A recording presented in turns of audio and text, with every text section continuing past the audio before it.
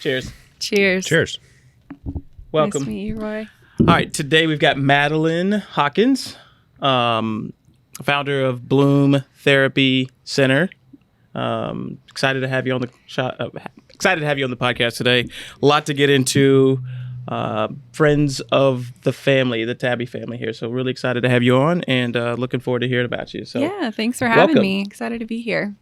You know Brad in Georgia from obviously you know Georgia from Bloom, but you know Brad now as a part of that Bloom connection. So tell us about yourself. Where'd you come from? You're not from Greenville, right? Right. Yeah. From San Diego, Born right? and raised in San Diego, California. Okay. And met my husband on a cruise when we were still in high school. Nice. Both, with our families on a Thanksgiving cruise. And unbelievable it was just story. meant to be. Fell in love and just made it work. Long story short, ended up at Clemson and been together ever since. So love it here. My whole family ended up moving here. So really, really passionate about the Greenville community. So love to be able to serve our fellow Greenvillians here at Bloom. Started Bloom about 4 years ago now. Right out of grad school, I worked for a state agency where Georgia also worked, and I got to meet her there. And really loved working in the school district, but felt like I wasn't making a big impact environmentally on a bigger scale long term to be able to really affect the change that I wanted to with those kids. So I started to look into some family therapy modalities that I thought would really get at the deeper root of the issue that a lot of these children were having, and came across parent-child interaction therapy and decided to pursue training in that. So I drove to Michigan a couple times. That was the closest I could find, and took out a loan on a credit card to pay for this really expensive training. So I kind of took a leap of faith with that, but knew that it was the right move for definitely my clients at the time, and then for future clients as well. And so did that, got certified in PCIT. For those of you that aren't familiar with it, I know it's kind of a mouthful and definitely not something common, especially in the upstate, but it stands for Parent-Child Interaction Therapy, and it's an evidence-based model. So it's had 50 years of research now, super, super effective in treating all types of disruptive behavior in kids, typically between the ages of 2 to 7. We now go down to 1 all the way up to 10. But it's a parent training and coaching model. So in most sessions, the parent and child are in a playroom together, and the parent has a little earpiece in their ear, and the therapist stands behind a one-way mirror. And so they're able to coach the parent and guide them through redirections, ignoring consequences, discipline, and really building a super strong connection and bond with their child so that the child really wants to listen. So that was super impactful in the work that I did with kids in the school district. So wanted to kind of scale from there to affect some bigger change in the outpatient center at the agency. When did you know you wanted to step away from, kind of do your own thing, bring in Bloom or bring up, when did you know that was what you wanted to do and you weren't going to be able to do it in the current environment with the school? Like, when was that? So I knew for a long time that I wanted to go into private practice. That was always something that interested me. But I think where I really hit that pivot point was where I was at in my former position. They really weren't willing to let me build a program there for PCIT specifically. And I knew that's what I wanted to do. And I knew that's what these kids and families really needed. Why was that? Just limitation of the school system, or? Yeah, partly. But even in the outpatient center, we just weren't set up that way. It's a noisy process. Kids are screaming, they're yelling. It takes a little while to get through to them. So they didn't like that. They also just weren't that innovative. It just wasn't a space where we could really, do what we stick thought to the was script. best. Yeah. So, at that point I was like, okay, well, if I can't do it here, then I'm going to do it. I got this training. I paid for it. And I had a huge amount of people that I knew needed it, and nothing else was really going to work to resolve that. So that's when I decided I was going to go out on my own and do it. So probably went off without a hitch. It was super easy to just leave and do your thing. No hiccups at all, I'm sure. So that whole transition was probably hectic, right? You bet on yourself, which is huge. But then at that point, you had probably no confirmed clients, no Right. building, no, like, what was that? Like, you just basically leapt, right? Yeah, so I took a couple of months. I gave them some advance notice, and mental health is always really important to have that transitional period with your clients. So I wanted at least to kind of be able to slowly transition them, but also I wanted to use the rest of my sick days and accrued vacation time to take off as I needed to build that business on the side. So that's what I did. I built my own website. I started reaching out to community resources to kind of let them know what was coming. And because there was no one else doing it in the upstate, it was pretty easy for me to find enough referrals. Right. Is it new? Is it? I mean, why was nobody doing it? It's not new. No, it's 50 years old. It's not super common, at least in smaller towns. The training is very expensive, so I think that makes it more limited for agencies, especially to go send people. But in big cities where I grew up, New York, Chicago, there's a ton of PCIT therapists, and that's the go-to treatment for young children. And in my mind, getting with the parent is one of the biggest things. Absolutely. Because the parent, I mean, you can't have a once Right. a week session with a child and then expect there to be any impact. Right. And that's what I was doing in the school. And I'm like, this isn't working. You're spinning your wheels. Yeah. Yeah. You're just going back into the same environment, and they're not able to really affect that same change or do what I'm doing in session with the child. So yeah, that's the game changer, is that they're learning the tools and techniques to use then. The parent becomes the therapist. Absolutely. Yeah. Or the parent. Right. Yeah. Empowering the parent to be the parent. But also, in the first phase especially, it's broken down into different stages and phases to really ensure that the parent masters all the steps before we move on to the next big chunk of skills.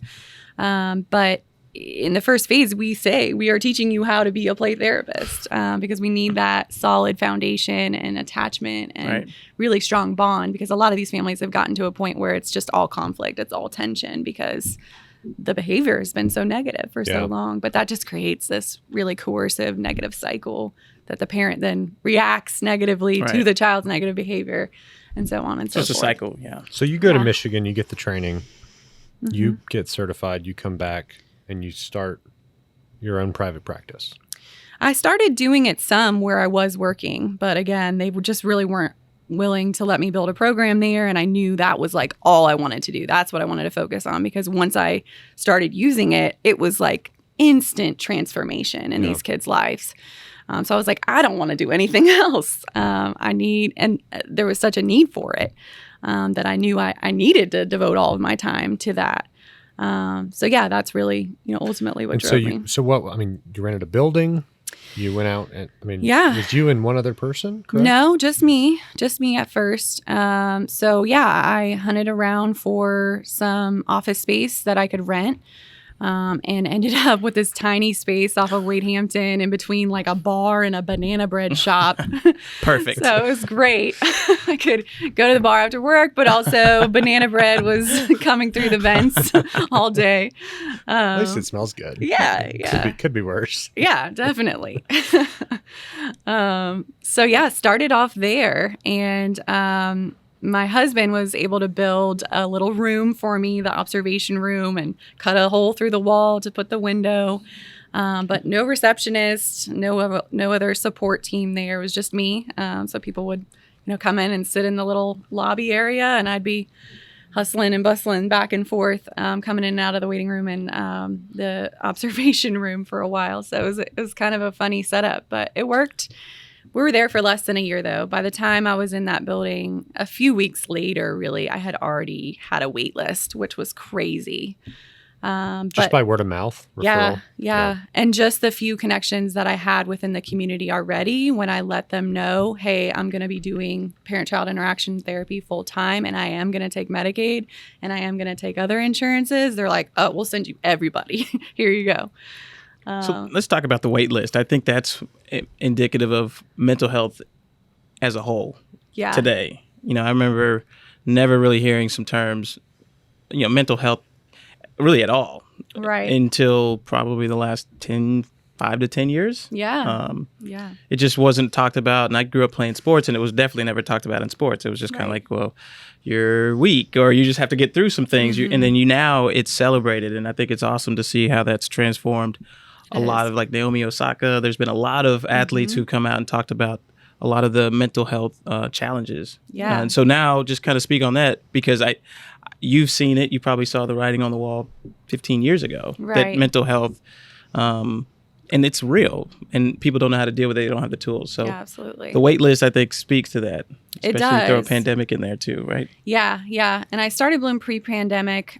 So obviously the need was there then, especially for this type of niche therapy, because again, nobody else was doing it. But also most therapists don't work with really little kids. So nobody knows what to do with a 2-year-old that's out of control and throwing absolute tantrums. But the problem with that is that what we know from research and just experience is that behavior only gets worse as that child gets older. They don't just grow out of it, right? It's indicative of a bigger mental health problem and often environmental factors.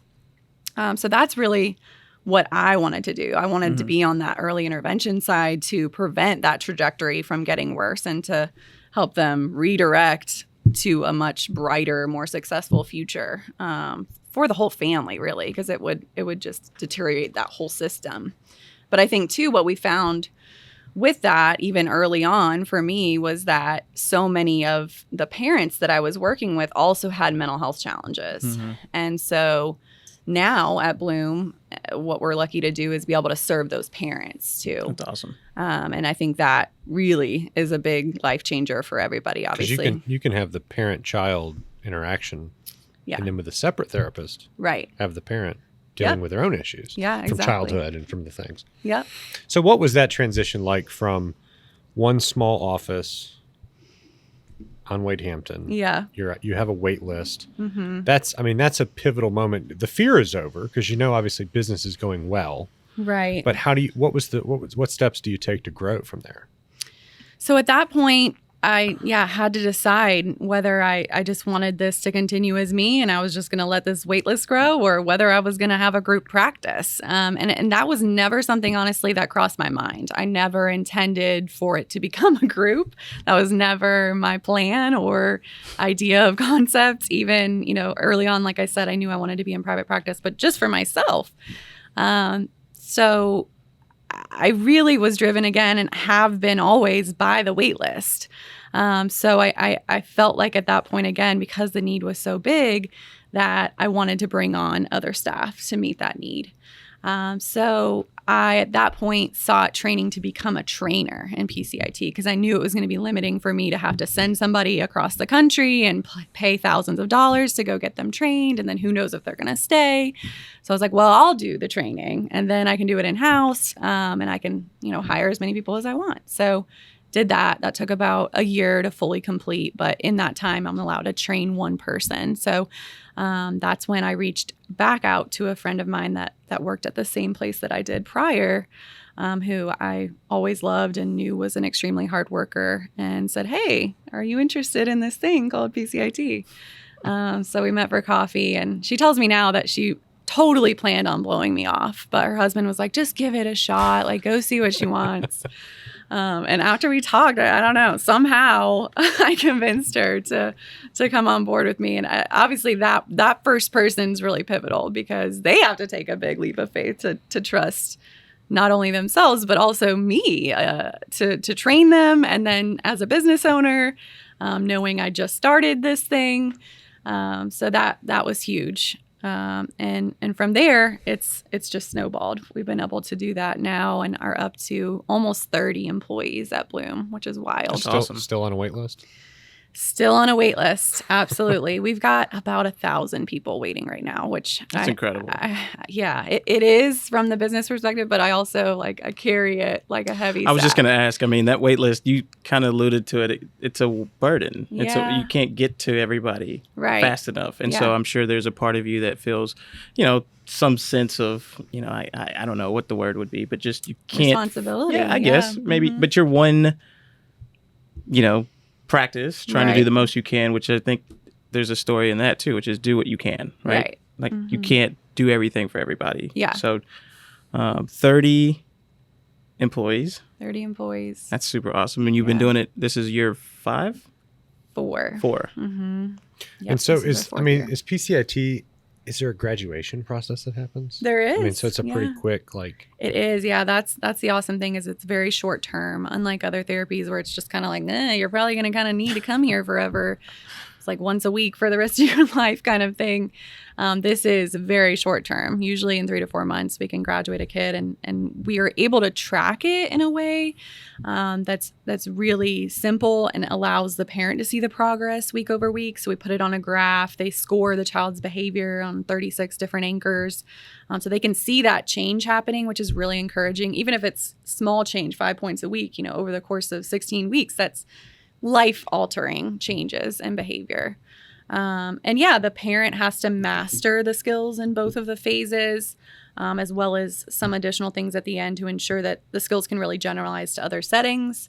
So we're really hitting every possible element to ensure this family is set to succeed going forward and that the results will really maintain. Yeah.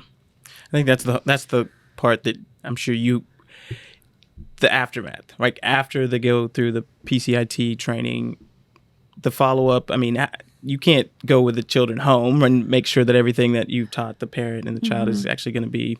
So like that's got to create a little bit of anxiety to some degree because you don't know. You hope that it works out. You hope that, everything you passed down is going to, help the child. But the fact that it's not ongoing forever, you kind of have to just trust in the training and think that, hopefully it works out. You do, yeah. There is great research that's really reassuring for us on that specifically. Studies now longitudinally 10 years out where they call and give that same assessment tool over the phone to families, and the results show that they continue to improve. Even 10 years out, cool. They're still seeing good results from the program. So that's definitely encouraging and reassuring. But you're right. Ultimately, it's up to them. Yeah. At what point is it, I mean, I'm sure there's kids on a behavioral spectrum of, really good to really bad. At what point is it just kind of necessary for like most parents and kids to go through a PCIT sort of training? Yeah, that's the thing. I mean, even as a child and family therapist prior to being trained in PCIT, I didn't know any of these skills. Like I had no idea what to do with a 2-year-old that wouldn't listen to me. So yeah, I say all the time, I think it would be great for every family to go through PCIT. My mom loves to say that there would be world peace if every kid and their parents went through PCIT. But I think she's a believer, for sure. Yeah, she is. Well, it obviously works, and I mean, with a staff as large as you have now, what's the realistic time? I mean, obviously the wait list is going to continue to fill up, but you're working through those numbers. I mean, you have 1,000 today. What's the timeline that those 1,000 will be cycled through? You think? So, or is it just keep hiring people? I mean, I thought when we got in the building, we wouldn't have a wait anymore because we would hire, 4 times as many staff and we wouldn't have a wait list. But what seems to happen is that every kid or family or adult that we impact, they have a web, right? So their pediatrician, their speech therapist, their dad, their tow truck driver, everybody then says, hey, I noticed the kid's doing so much better. What's going on? What happened? What's up? And they're like, oh, we went to Bloom. And then we get random calls from people. Oh, by the way, Medicaid paid for it. Oh, by the way, it was huge. 2 months. Yeah. So amazing. The pandemic, right? That changed a lot for a lot of people. And I think for kids, especially, going through that ordeal of being isolated, not being able to have any kind of interaction for a long period of time at a critical age of brain development, I think is one of those things where like, I'm sure that was a spike in mental health cases because they just don't have the bandwidth to deal with something as traumatic as that you can't really explain. So kind of walk me through that pandemic cycle for Bloom. What did that look like for you all? I'm sure there was an enormous growth because there was probably a lot of people searching for answers. And so what was that like for you? I mean, if there was an impact, I don't know if it was direct or indirect, but... Yeah, I mean, like I said, we had a wait list prior, but certainly the need for mental health services shot up like crazy through the pandemic. Rates of anxiety in children is just through the roof. And of course, depression and stress on parents too. So definitely saw an increase in need during that time. But, access to services was limited for a long time because you can't really do telehealth with a 3-year-old. We can do PCIT, but sometimes that's not what they need. Yeah. We do a lot of other things too. So yeah, it was tough for everybody. Mm-hmm. But yeah, have certainly still seen the effects of that. Residual, right? I mean, it's going to be, we don't know what the effect of the pandemic is going to be for a while.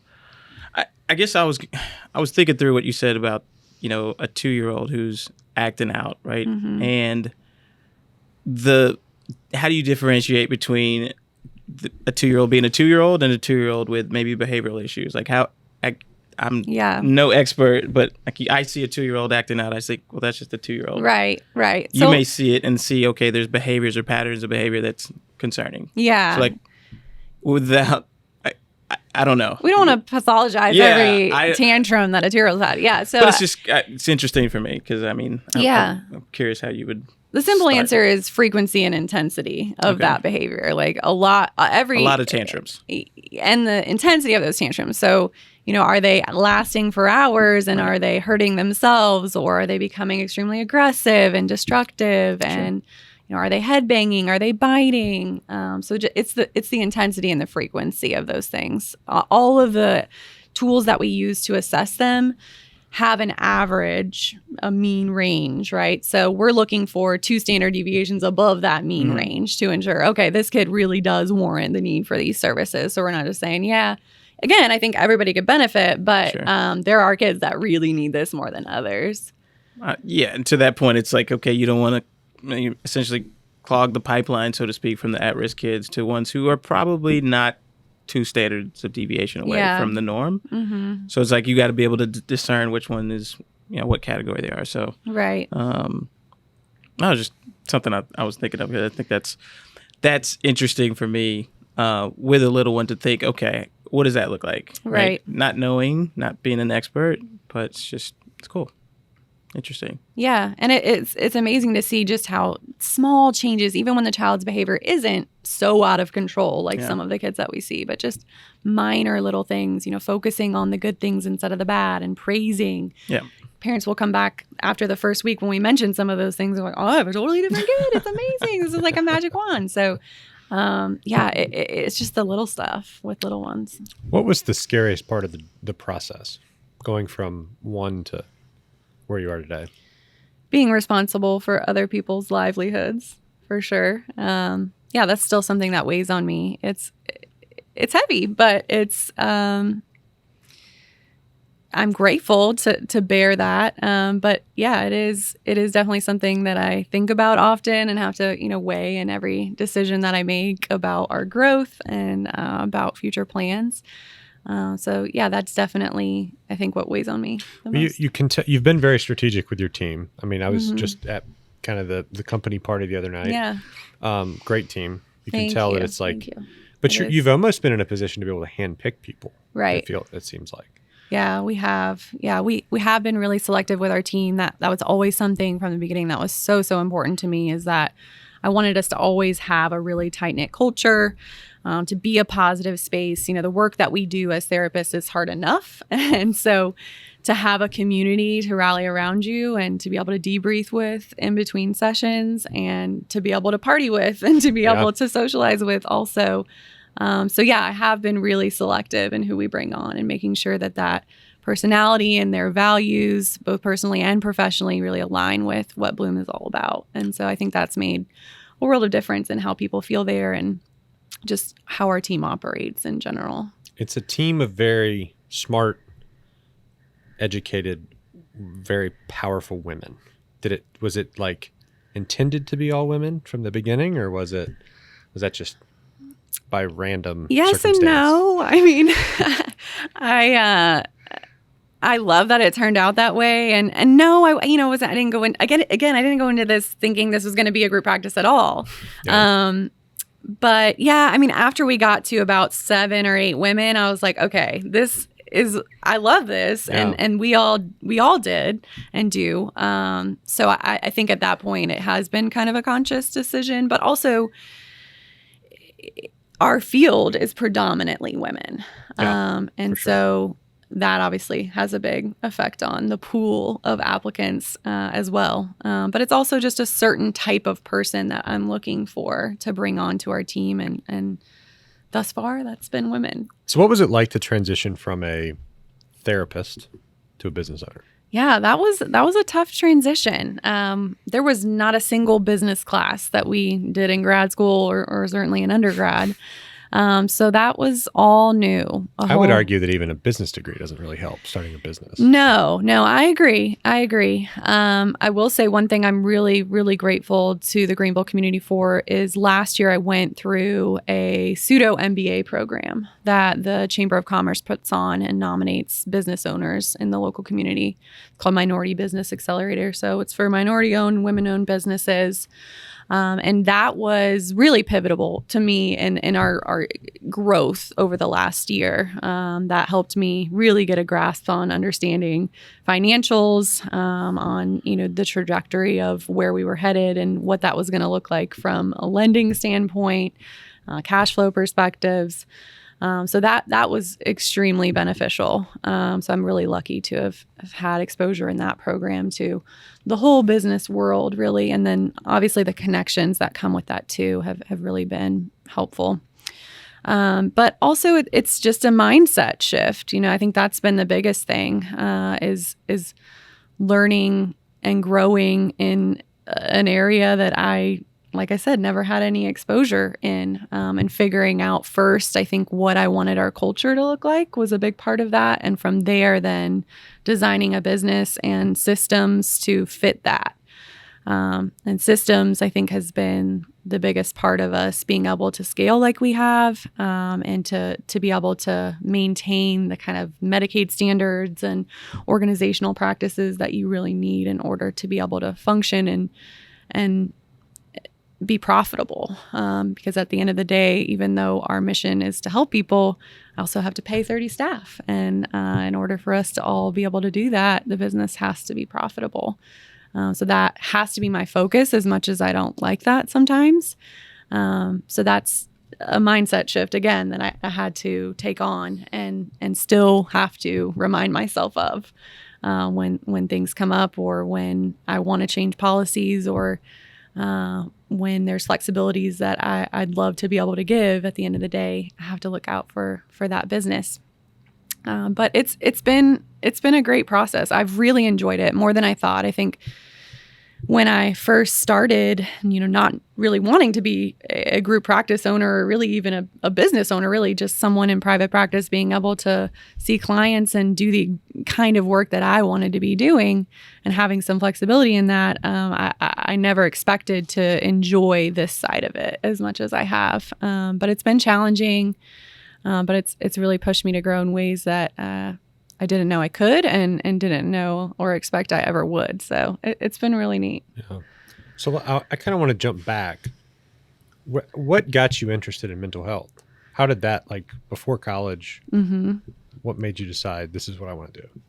I've wanted to be in the mental health field for as long as I can remember.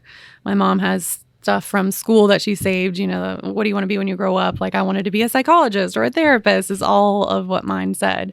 I had very early exposure to the mental health system and mental health professionals. My father had a severe mental illness, and so I was exposed to social workers and counselors through that process with him, who were always just so kind and so giving to me. And then also, as a child and teen, then having gone through all of that, needed a counselor to help me navigate some of that, which was also really needed and so pivotal in me becoming who I knew I wanted to be, and allowing me to grow into that person. So I always knew that that's what I wanted to do. And yeah, that was my major in high school when we had to declare one. And then of course in college and grad school. So that's always been on my heart. And so I'm lucky to be able to be living that out today. But it is weird, because I'm not actively doing that day to day at this point. That's hard for me some days. Some days I'd really love to just come in and be a therapist and just talk to my clients and help people and see kiddos and have those connections. But now I'm doing most of the business side of things. But the reach has just gotten bigger. Absolutely. So you can only impact so many people in a case. I was just about to say that. That's the impact. It is. You've built something that now can have more reach than you alone could do. So right. Yeah. That kudos was the to goal. you. That's you did it. I mean, you built something. Yeah. It's really going cool. to the education. I mean, what's the minimum level of education you probably need to have to be a therapist in the mental health space? I mean, it's at least it sounds like a master's degree is probably par for the course, but I mean, like, it's not just a basic, undergrad or certificate you can go get somewhere. You have to go through the education process. So what's the minimum in terms of training outside of college too? Yeah, you really have to want it because you go into it, everybody tells you in grad school and even before that you're never going to make any money in this field. It's not what it's about. You go there to help people, but you're still stuck with the same huge amount of student loans as a doctor would be. So undergrad and then 2 years, of course, for a master's degree, but even post-master's, if you're going into a private practice, so in order for me to start Bloom and be functioning independently, I had to pursue independent licensure. So there's multi-tiers of licensure after grad school for therapists and counselors. And so to become independently licensed, for you to function by yourself outside of an agency, usually it's 2 years, sometimes it's 3, that you have to be under supervision of a supervisor, licensed therapist or clinician, and then go through that whole process, do multiple tests throughout the course of that by the state to get your certificates and licensure through LLR. And then from there, of course, I pursued training in PCIT. And then in order for us to hire provisionally licensed clinicians at Bloom, I also have a supervisory license. So after the 2 to 3 years post-grad school, for you to get fully licensed, then you can do another 2 years post-fully licensed to get a supervisory license and allow What's people your LinkedIn to title? It feels like it's really long. It feels like you have like 18 certificates of three commas. Three That's commas. a lot of It's letters. that's a lot of letters. I mean, it's just incredible. I mean, it is obviously mental health is needed now. Probably, we were talking before the podcast. Like, is there more of a mental health need, or is it just talked about more? Like, has anything shifted in the last 20 years? I don't know. Maybe you have some research to maybe add to that, but it just feels like the time is needed for, more mental health therapy. It's socially normal now. Well, yeah. It was like really kind of not a cool thing when we were growing up. No. Yeah, it's funny. A therapist stopped by my office just the other day, and they said that they had a client that was in a class, and the client said to another kid, "Oh, I had therapy this morning," and he was like, "Oh, so did I." And they were like, "Oh, where do you go to therapy?" And he was like, "Bloom." And then the other kid was like, "I go to Bloom too." But they just thought it was so cool, and I was like, "Wow, yeah." Like it was not like that. Even I feel like even when I was growing up, I didn't tell my friends I was going to therapy. It's almost looked at as a sign of strength now because you're self-aware, right? You're taking a proactive step to be better. So I think there's a whole level of this just modern generation thinking, I guess, is okay. Well, whether it's we always think about therapy in the sense of couple therapy, right? That's how most people who are outside of the space think, okay, therapy is something you deal with in a couple setting, or you have some sort of traumatic life event, you go through therapy. But you guys focus more on the intervention, I guess, you said it earlier, I guess. Early intervention. And so there's I'm sure multiple different types of therapy schools of thought when it comes to that. But like for your passion, what you focus on is different than I think for what I would. I mean, when I looked at Bloom myself, I said, okay, well, I don't know if this applies to me, and I don't know if there's anything that's relatable, but you guys run kind of the gamut, I guess is what I'm saying. You guys have a lot of different services you provide for children and for adults. So we do. Yeah, we're really lucky to have extremely experienced and well-qualified clinicians. And that's another part I think that I've been really careful about in our hiring process, is ensuring that we have a really diverse staff, and that we're able to really meet any need. So lots of different areas, whether it's, anxiety, stress management. We have all the most kind of cutting edge types of therapies, but then also down to the most kind of basic traditional therapies that are the bread and butter and that do work really well. So yeah, we love to be able to serve families as a whole and as a unit, and that means varying needs across the board. So I'm sure it kind of feels like, I mean, you've made so many big leaps in the last couple of years, so it feels like you're kind of like there. But what's next? Like, is there a bigger picture coming, or? Well, yeah, I think it's funny. Through my MBA process last year, my goal was to pause, right? It was last year to scale and to grow and to get us into this brand new building and quadruple our staff and all of that. But this year it was really to pause and to soak it all in and to stabilize and to really get our staff feeling as good as possible and our systems even stronger. But now got to build culture. Yeah. Especially with so many new staff. So yeah, we just had a staff meeting the other day, and that was the focus of that meeting. And that's where we're telling people we're looking at now. And not that we weren't before, it's always been a huge focus for us, but now we have even more time and energy to devote to that specifically. So that's the current plan, but I know big picture, I'm always going to be driven by that wait list, and that just continues to snowball. The more people we affect, the more people that learn about us, and the bigger the web gets. So I definitely think by next year we'll be in Pickens County somewhere, have a location there, then eventually in Simpsonville and Spartanburg. So just expanding reach. Right now we have families that drive from over an hour away. I hate that, especially with little kids. So just removing barriers and really being able to provide the highest quality mental health services for the families that need it the most, whether that means that they're on Medicaid or that they just don't have anywhere else to go. There's no one else here that does parent-child interaction therapy, but if they live in Seneca, they're driving because there's nobody closer. It's certainly a good problem to have in business. It is, it's always a double-edged sword. As a business owner, it is a good problem to have. But it's pretty recession-proof, right? The problem's not going to go away. No.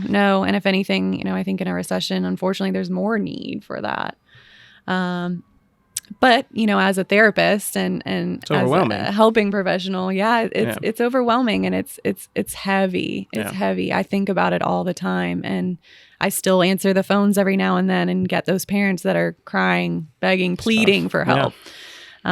So we want to be able to just get them right in, and I really thought that's what we'd be able to do once we got in here. So, like you said, it's a good problem to have, but in another way, I hate that there is so much need, really.